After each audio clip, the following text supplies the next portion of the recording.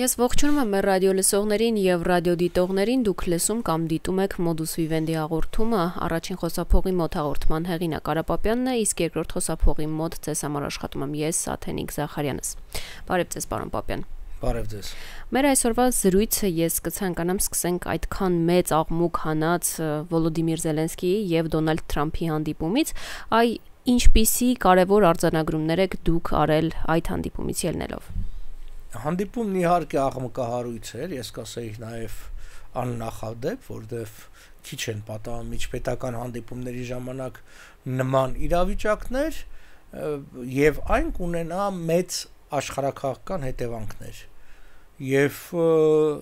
պիտի ասեմ, եթե մի բառով ասեմ, այդ հետևանքները մեզ համար, մեր տարածաշրջանի համար կլինեն դրական։ Որովհետեւ ինչն ամենամեծ հետևանքը այս խոսակցության աղմուկի, դա Եվրոպայի առանձին անվտանգային եւ պաշտպանական կառույցի ստեղծումն է։ Մենք տեսնում ենք գործընթացը արդեն սկսել է, Լոնդոնում արդեն տեղի ունեցավ եվրոպական մի շարք երկրների ղեկավարների հանդիպում, արդեն գնում են խոսակցություններ, իսկ դրա մասին դեռևս 90-ականներին էին դրում ավելի գործնական քայլեր, որ Եվրոպան պիտի ունենա իր անվտանգային համակարգը եւ իր պաշտպանական համակարգը, որը կլրացնի ՆԱՏՕ-ին, ոչ թե ՆԱՏՕ-ի փոխարեն, այլ կլինի ինքնուրույն գործող եւ արդեն սիրահուժար կերպով պատրաստ են ոչ միայն 3, այլ 3.5% համախառն ներքին արտադրանքի գումարի չափով հատկացնել, այնինչ Եվրոմիության երկրների մեծ մասը շատ քիչ է, Գերմանիան 1.5% է, Ֆրանսիան 2.1% է, Բրիտանիան 2.3%, որը մեկը 3%-ի չի հասնում։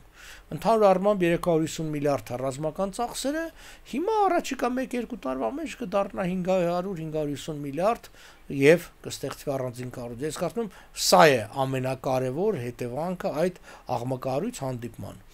Սա էապես չի անդրադառնա Ուկրաինայի մատակարարման վրա, որովհետեւ եւ Ամերիկան եւ Եվրոմիությունը կշարունակեն եւ ֆինանսապես եւ ռազմականապես աջակցել Ուկրաինային։ Եթե ինչ որ մի բան էլ պակաս լինի Ամերիկայի կողմից, Եվրոմիությունը կլրացնի դա եւ դրա մասին արդեն հայտարարվել է պաշտոնապես եւ երկրներ կան արդեն ամեն մեկի իր կողմից պարտավորություն ստանձնել է 3-3.5 միլիարդի չափով յուրաքանչյուր ըստ այդ երկիր։ Թրամփը նախքան հանդիպման կայանալը նշել էր, որ ուրբաթ օրը ամենայն հավանականությամբ կստորագրեն այդ օգտակար հանածոների մասին փաստաթուղթը, բայց ինչպես տեսանք չկայացավ նման որևիցե իրողություն։ Հետաքրքիր է Միացյալ Նահանգների համար ինչ կարևորություն ունի այս փաստաթուղթը եւ զուգահեռաբար Ուկրաինայի համար ինչ ռիսկ է այդ փաստաթղթի ստորագրումը։ Սա հնարավորություն էր երկուստեք Ուկրաինայի համար ունենալու ամերիկյան աջակցությունը, բայց որի դիմաց ինքը ըստ վճարելու էր, ի տարբերություն նախկին շատ օգնությունների, որոնք կամ վարկի տեսքով էին, կամ զուտ օգնության տեսքով, հետևանքը լինելու է սա, որ ամերիկյան ընկերությունները դա չեն ստանալու, այսինքն 1 տրիլիոն դոլարի մասին էր խոսք գնում պայմանագիրը, դա չեն ստանալու, բայց այս թեման ըստ էության բարձրացնելով Տրամփը հնարավորություն ստեղծեց այլ երկրների ընկերությունների մեջտեղ գալու։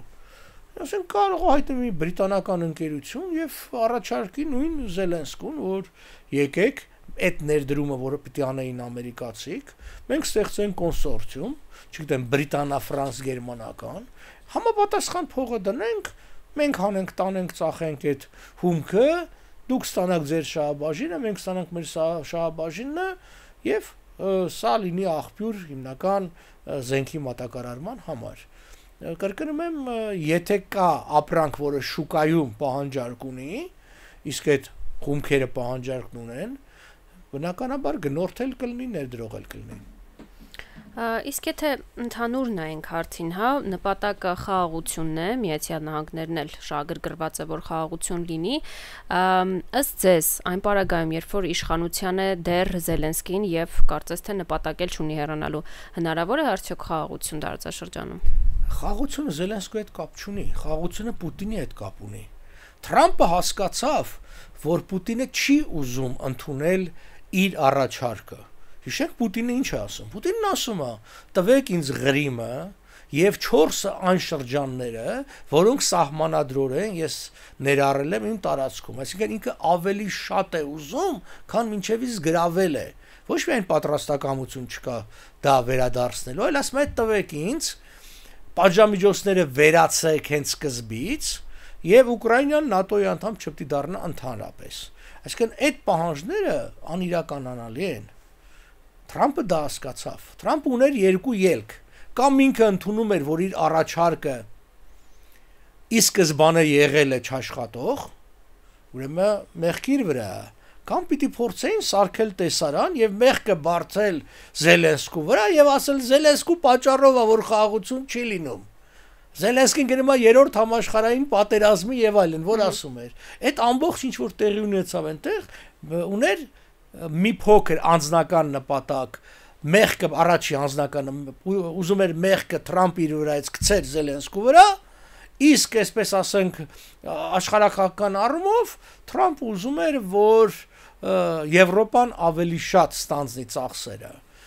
Երկրորդ հարցում այդ հաջողությունը ունի Թրամփը, Եվրոպան այո գնաց դրան, եւ Եվրոպայում մի դեպք կային ուժեր, օրինակ Մակրոնը մասնարարպես դեռ տարիներ շարունակ խոսում էր դրա մասին,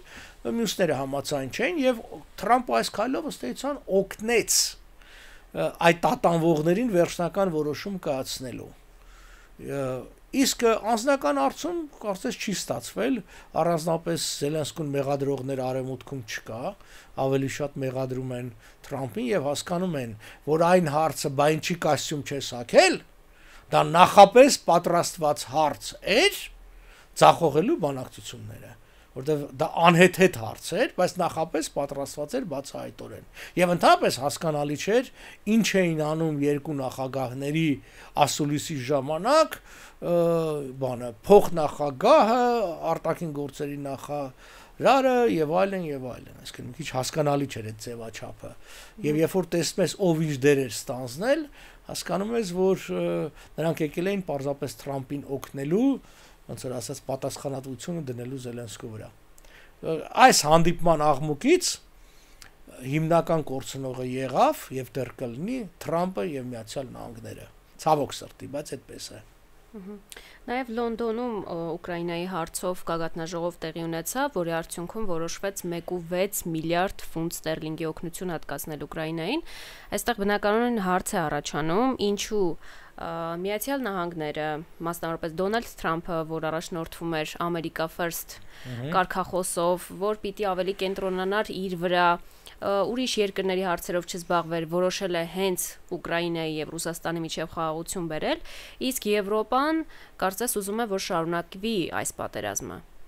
Եվրոպան չի ուզում, որ պատերազմը շարունակվի։ Եվրոպան ընդհակառակը ասում է, եկեք գանք խաղաղության, բայց երաշխիքներով խաղաղության։ Ամբողջ խոսակցությունը Թրամփի եւ Զելենսկու եթե լսեք ուշադիր, Զելենսկին անդադ օգտագործում էր գարանտի բառը, ինքը երաշխիքներ էր ուզում։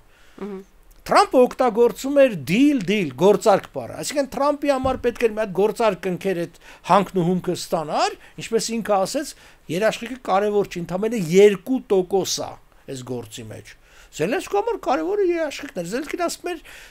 Պուտինը 25 անգամ խախտել է զինադադարը եւ եթե հիմա երաշխիքներ չլինեն, այսինքն ես տալիս եմ այս ամբողջը ձեզ, առանց երաշխիքների, բա որ վաղը հարցակվի, ով է երաշխավորելու։ Բանն ասում էր Թրամփ ասում էր ես չեմ երաշխավորի։ Այդ դրա համար է որ Լոնդոնում կայացած ձեր նշած այդ հանդիպման ժամանակ այնտեղ երկրորդ թե երրորդ կետը հենց խոսում է երաշխիքների մասին, որ այդ պետությունները երաշխիքներ են տալիս եւ պարտավորվում են պաշտպանել Ուկրաինային։ Այստեղ շատ կարևոր հանգամանք է պաշտպանել Ուկրաինային, եթե ինչ ասենք Ռուսաստանը վերսկսի ռազմական գործողություններ։ Բնականաբար առանց երաշխիքների կնքում էին այդ փաստաթուղթը ուկրաինացիք ինչ անեն, ինչ էր դա իրանց տալու։ Հերթական զինադադար, որը հաստատ խախտվելու էր։ Իդեպ ասեմ, Ռուսաստանը չէր էլ գնում այդ զինադադար։ Ռուսաստանն ասում էր, երբ որ այդ ամբողջը կտակ, ապրիլի 30-ին նոր զինադադար կլինի, այսինքն մինչև այդ ես բան կանեմ, այսինքն դուք հիմա դադարեցնում եք այս ձեր գործողությունը, ինձ տալիս եք 2 ամիս ժամանակ, զենք չեք տալիս իրան, ես հարձակվում եմ, ինձ ինչ որ պետքա գրավում եմ, հարցեր լուծում եմ, հետո նոր իմ պայմանների վրա զինադադար են կնքում։ Բնականաբար Ուկրաինան ասեց ոչ, Եվրոպան ասեց ոչ։ Ինչու Եվրոպան կարող է ասել ոչ, որովհետև Եվրոպան շատ լավ է հասկանում, որ եթե Ուկրաինան պարտվեց, հաջորդ թիրախը իրենք են լինելու։ Առնվազն դա Բալթյան երկրներն են, Հայաստան ու Վրաստանի մասին չեմ խոսում, մենք հակուկան։ Հենց Ուկրաինան պարտվեց, հաշվեք 3 ամսվա ընթացքում Հայաստանի վրա հակարծակվեն կգրավեն, այսինքն չեն էլ արձակվի, տեղում ենքան ուժն են եւ այլն։ Հիմա իրան զսվում է Ուկրաինան եւ այս արձագանքը։ Սա հանգեցրեց, կրկնում եմ, Եվրոպայի թմբիրից արթնանալու եւ Եվրոպայում աստիճանաբար դա, այսինքն նոր կառույցի ստեղծմանը, որը կլինի զուգահեռ ՆԱՏՕ-ին, բայց կարա դառնա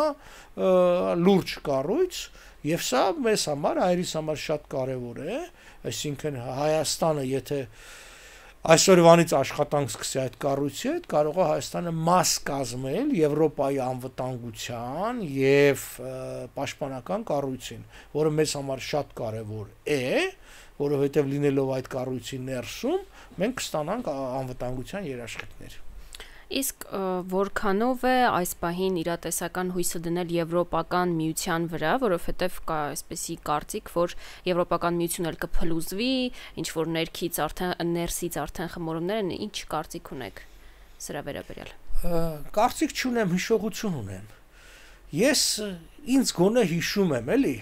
բավականին երիտասարդ տարեկից, որտեղ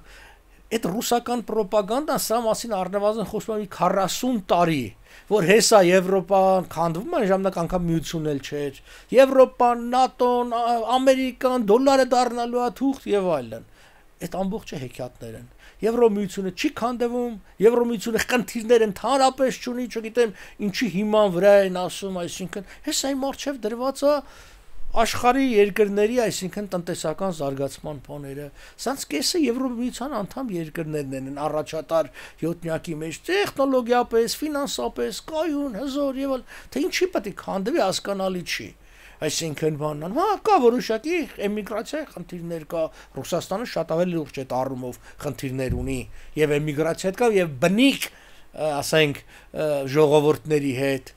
այո, որոշակի խնդիրներ կա այսօր Միացյալ Նահանգների նախագահի հետ, բայց ոչ բան։ Էդ էլ կա, բայց եղել են կանցնենք գնան շատ ալի բաներ են հաղթարել։ Այստեղ կա ընդհանուր շահ, կա ընդհանուր անվտանգային շահ, որ իրանք իրար պետք են իրար պաշտպանել եւ կա ընդհանուր շուկա։ Ընդհանուր շուկա, որը պիտի իրենց համար օգտակար լինի։ Արդեն Մակրոնը խոսում է 3.5% հասցնելու ռազմական ծախսերը համախառն արտադրանքի, հիմա Ֆրանսիայի ծախսերը 2.1%-ա,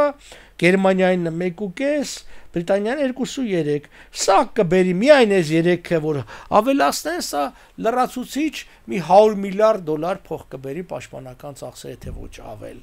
Ամերիկացիք իրենք էին հաշվարկել, պաշտպանության նախարարն ասեց, որ Եվրոպան հանգիստ 700 միլիարդանոց պաշտպանական բյուջե կունենա,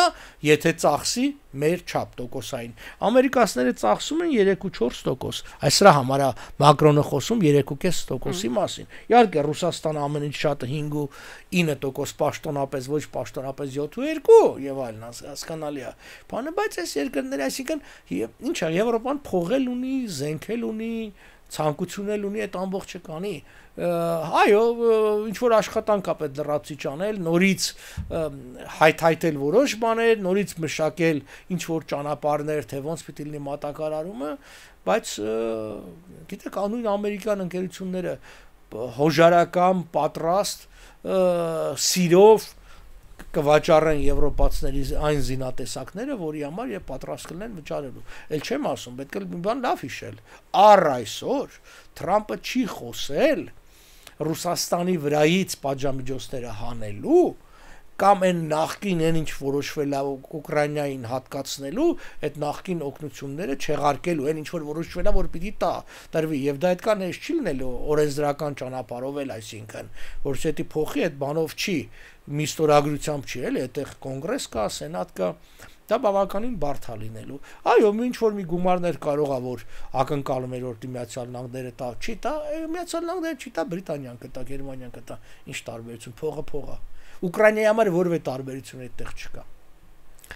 Այս պահին եթե նայենք, այսինքն Թրամփը փորձում է հարաբերությունները կարգավորել Ռուսաստանի հետ, այս հակամարտությունը լուծել, այսինքն ընդհանուր առմամբ կարող ենք արձանագրել, որ Միացյալ Նահանգներն ուզում է կենտրոնանալ իր թիվ 1 հակառակորդի, այսինքն Չինաստանի վրա, այդ մեջտեղից անելով բոլոր հնարավոր այլ խնդիրները։ Թրամփը եթե հիշում եք, հայտարարում էր, որ ինքը մի օրվա ընթացքում Ռուսաստան-Ուկրաին հակամարտությունը կլուծի եւ այլն եւ այլն։ Հիմա խոսում է արդեն 100 օրվա մասին, 6 ամսվա մասին է խոսում։ Ինքը հասկանում է, որ դա հնարավոր չէ։ Թրամփի այն քաղաքականությունը, որ ինքը հիմա իրականացնում է Միացյալ Նահանգների մեջ, այսինքն մաքսատուրքերի բարձրացումը Չինաստանի նկատմամբ, Մեքսիկայի նկատմամբ, Կանադայի նկատմամբ բերելու է սպառողական գների աճի։ Այսինքն բարձր ասած ժողովրդի համար ամեն ինչ թանկանալու է։ Եվ սա իրան հարվածելու է եւ ժողովուրդը կզգա, կարծեք խոստանում ասում ապրիլից մցնելու ենք, սա կզգա ժողովուրդը շատ արա կես տարվա ընթացքում եւ Թրամփը շատ բան կփոխի իր քաղաքականության մեջ, ինքը հասկանում է չի լինի։ Մյուս կողմից տեսեք, որ ինքը ասում է վատա, իսկ ով է ստորագրել այդ պայմանագիրը Մեքսիկայի եւ Կանադայի հետ հարց տվող կա, որ ասում է վատ առևտրային Թրամփն է ստորագրել։ Այդ չստորագրել եթե վատ էր, հո Բայդենը չի ստորագրել։ Նայեք, Թրամփը մտածում է շատ պարզամիտ ձևով, որ ինքը էսկանի մյուսները որևէ քայլ չունեն տալու։ Հիմա Ռուսաստանի պարագային, այո, Ռուսաստանը ինչ որ ձևով շահում է այն առումով, որ այսմա տեսեք իրար են ուտում, բայց այդ կան բան։ Իրար չեն ուտում, այդ ամբողջը մնալու է պատժամիջոցները եւ պատերազմը շարունակվելու է։ Պատերազմները, այդ գիտեք, ինչ որ մեկ կարդում եմ ռոմանտիկ, ինչ որ գրություններ են գրում, բան, որ այսպես բան, պատերազմները չեն առաջանում կամ չեն դադարում ինչ որ པարզ ցանկություններով, այլ ինքը վատնա, այդտեղ շահերի բախում կա բան։ Պուտինը ոնց է դադարեցնելու այդ պատերազմը իր պայմանների հիման վրա։ Օրինակ, նույն ենթադրենք Զելենսկին համաձայներ։ Ոնց էր Զելենսկին բան անելու, պարտադրելու սեփական ժողովրդին, որ ընդունեին Պուտինի պայմանները։ Հնարավոր չի։ Հնարավոր չէր դա անելու եւ Զելենսկին պարզել ասաց, ես իմ զինվորին ոնց եմ դա բացատրելու։ Իսկ ես ոնց եմ ասելու, դու չես պարտվե, հերիք չեն ինչ որ պաշտպանել ես, էդ էլ հանձնի իրան։ Դա շատ նման է մեր նոյեմբերինի այդ տխրահարճակրճակագիրին, որ մենք թղթով ավելի շատ տվեցին, քան մեզանից գրավել էին։ Եվ բանը հիմա իրանք կարացան Նիկոլը պարտադրեց ժողովրդին այդ ամբողջը անցա, որտեվ ստեղ այնպիսի վիճակ է դիմադրելու բան չկար, այսինքն այդ ճիշտ է մենք փողոց դուրս եկանք մեզ բռնեց, բայց ամեն դեպքում ժողովրդի մեծ մասին համոզել էր։ Ուկրաինայում դա չես կարող համոզել։ Ուկրաինական հասարակությունը ի տարբերություն հայկական հասարակության, որը տասնամյակներ է կռվի ու պայքարի մեջ, ինքը նոր է, ինքը 3 տարի է։ Այսինքն եթե մեր նայելու լինենք մեր չափանիշներով 80-ին պայքարը իրանց համար 91-92 թիվն է։ Այդ մենք ենք 30 տարի կռվի մեջ եղել այդքան զոհեր տվել, ժողովուրդ ուղակի հոգնելը էլ չի դիմանում, դա փոքր երկիր ենք։ Այնտեղ ինչ է եղել, ես խոսում եմ նույն ուկրաինացիների հետ, որ հիմա բանասմա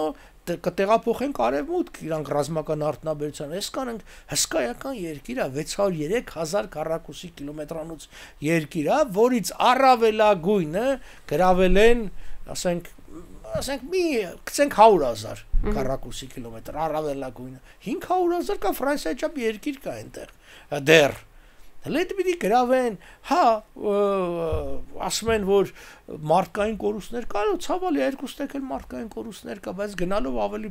այս կռիվը դառնում է տեխնոլոգիական, հետևաբար այսպես ասենք, պատերազմը շարունակվելու է։ Պատերազմը կարող ունենա միայն մի ելք։ Դա Ռուսաստանի պարտությունն է։ Ուրիշ ելք չկա։ Որովհետև մի կողմում աշխարհի տնտեսության կեսն է, եւ իրանք ասում են մենք ինչքան որ պետք է լինելու, այնքան էլ բան ենք անելու, ֆինանսավորելու ենք, բան ենք անելու։ Ուրիշ բան վատը գիտեք որ դա այս Թրամփի քաղաքականության եւ դուրս գալու, որ եթե Ամերիկան ուզեր, ինքը լուրջ աջակցություն կտար Ուկրաինային եւ պատերազմը կավարտեր։ Այ եթե Թրամփը խաղաղություն էր ուզում, ինքը ֆինանսավորում էր զենքեր տալիս Ուկրաինան 2 ամսվա ընթացքում ջախջախում էր Ռուսաստանին, հասնում էր սահմաններին, կնքում էին խաղաղության պայմանագիր, վերականգնում էր 91 թվի սահմանները, Մոսկվայում էլ ինչ-որ նոր ընտրություններ, նոր ղեկավար եւ այլն, այնտեղ էլ Զելենսկուն էին փոխում, այդ կլներ խաղաղության համար ինչ-որ տեսանելի բան։ Այն ինչ-որ հիմա է բան արվում, որ այս տանք ռուսներին էսել նենքեն, ոչ ոք դա չի անելու, Ուկրաինայում չեն էլ անելու, ուզենան էլ չեն կարող անեն, որտեվ բանը ասում, այո, Ռուսաստանն ասում է, որ Եվրոպան ինքը ասում է հրահրում է անում, իհարկե ինքը կուզեր, որ Եվրոպան փող չտար, ինքը պարտության մատներ, բայց Եվրոպան էլ խելքը հացել չի կերել։ Լեհերը, որոնց ռազմական ծախսերը դա ամենամեծն են տոկոսային առումով, որ նայում են բանը, ինչի անում, որտեվ Լեհաստանը հասկանում է, որ Ուկրաինան պատնեշ է իր համար։ Հաջորդը իրենք են լինելու։ Տոկոսային հարաբերությամբ իր համախառն ներքին արտադրության ամենաշողատ օգնությունը Ուկրաինային հատկացել է Էստոնիան, որտեվ Էստոնիան գիտեք, չէ՞ որ Էստոնիա ռազմական բյուջեն 1.5 միլիարդ է։ Իսկ մեզանից մի քանի անգամ ավել, որովհետև իրանք հասկանում են, որ իրանք վտանգի առջև են կանգնած։ Պուտինը ախր բարձ ասել է, որ 20-րդ դարի ամենամեծ աղետը դա ՍՍՀ կործանումներ, ես վերականգնելու եմ ՍՍՀ-ը։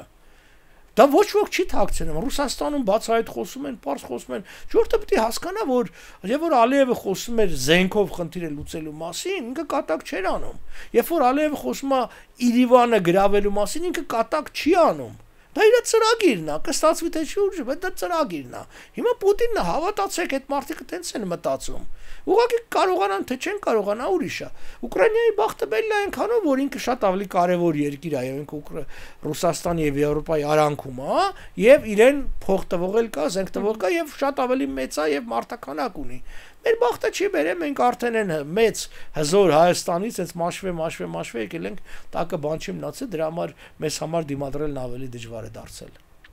Մենք ունենք քիչ ժամանակ, բայց կարծում եմ մի հարցի էլ կկարողանանք անդրադառնալ, գալով Հայաստան,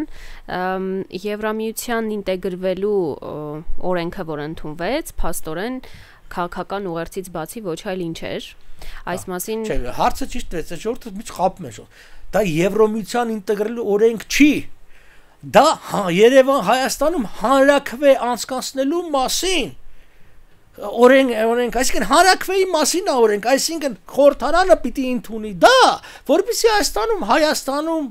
հանրաքվե անեն, ժողովրդին հարցնեն դու ուզում ես թե չես ուզում, այդ կան բան, դա հանրաքվեի մասին է։ Եվ այդ ստորագրավակն էլ եղել է հանրաքվեի համար, ուրիշ բանի համար չի եղել, Եվրոպայի ինտեգրելու համար դու Եվրոպայի հետ պետք է պայմանագիր ստորագրես եւ ոչ թե քո երկրում ինչ որ բաներ ընդունես, այո, ամեցեք։ Ասեմ, ժողովրդին պետք չէ էլի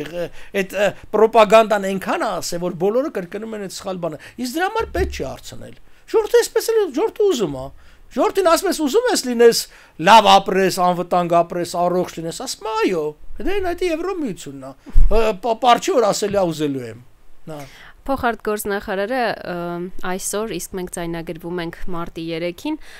նշել է, որ դա քաղաքական ուղերձ է եւ չի նախատեսում որևէ հստակ գործողություն։ Ինչ եք կարծում, եթե դա որևէ հստակ գործողություն չի նախատեսում, եթե մեր վեկտորը այդպես էլ չի փոխվելու, այդ դեպքում իմաստը որն է, չնայած մասամբ դուք պատասխանեցիք իմ մասին։ Ասեմ իմաստը որն է, շատ, չէ, ես գլխից եմ ասել, ստորագրավ։ Իմաստը հետեւյալն է, կատարել Ալիևի ցանկությունը, որովհետև դա արվելու է սահմանադրական փոփոխության անվան տակ։ Եվ դրա մեջ մտցնելու է նոր սահմանադրության մեջ մտցնել է այսպես այս Եվրոպային ինտեգրվելու ցանկությունը եւ այդ աղմուկի տակ բոլորը չեն նկատելու, որ սահմանադրությունից դուրս է թողնվել անկախության հռչակագրի մասին հղումը, որը Ալիևի պահանջն է։ Այս ամբողջ խաղի աղմուկի իմաստը կատարել Ալիևի ցանկությունը որևէ կապ չունի Եվրոմիության ինտեգրման բանի հետ, որևէ կապ չունի։ Այսինքն անցկացնել նոր սահմանադրություն, որտեղ այս նոր սահմանադրությունն ասում է, բա դուք չեք ուզում Եվրոմիության անդամ վիզաները ձրի ալնելու, բժշկությունը ձրի ալնելու, թոշակները բարձրացնելու են $5,000 թոշակ եք ստանալու, $10,000 աշխատավարձ եւ այլ, դու ասում չէ, ով էր տենց բան ասել, եւ այլն, այսինքն նպատակը էլ եմ կրկնում, նոր սահմանադրությունն անցկացնելն է, Սա քողածածկոց էս ամբողջը, ծխածածկույթ է, ինչ ուզում եք արեք, խաբեություն, շարլատանություն, անցկացնելու նոր սահմանադրություն, որի բուն նպատակը էլի եմ ասում, Ալիևի պահանջն է կատարելը, հանել հղումը բանից, անկախ հռչակագրի վրա, այսինքն այն որ ասում է, որ